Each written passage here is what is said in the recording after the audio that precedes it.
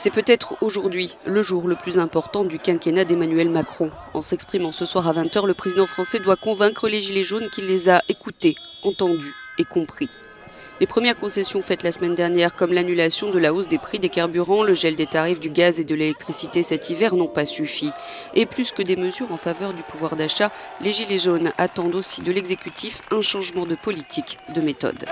Ce que je propose au président de la République, c'est qu'il parle de la mise en œuvre d'un nouveau contrat social, de la préparation de ce que doit être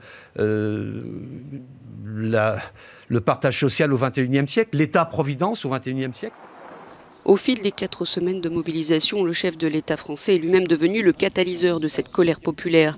Ce matin, Emmanuel Macron montre qu'il veut reprendre la main. Il reçoit les syndicats, organisations patronales, associations d'élus locaux, les présidents du Sénat et de l'Assemblée pour dialoguer et chercher une voie de sortie de crise. Véritable tournant ou coup d'épée dans l'eau, l'adresse à la nation d'Emmanuel Macron est attendue impatiemment. Thierry-Paul Valette se présente comme l'un des coordinateurs du mouvement des Gilets jaunes à Paris.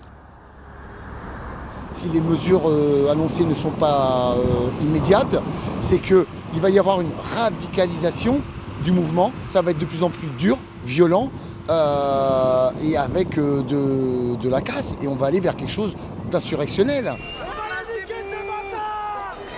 Nombreux sont ceux qui attendent une revalorisation du salaire minimum, un geste pour les retraités ou le retour de l'impôt sur la fortune.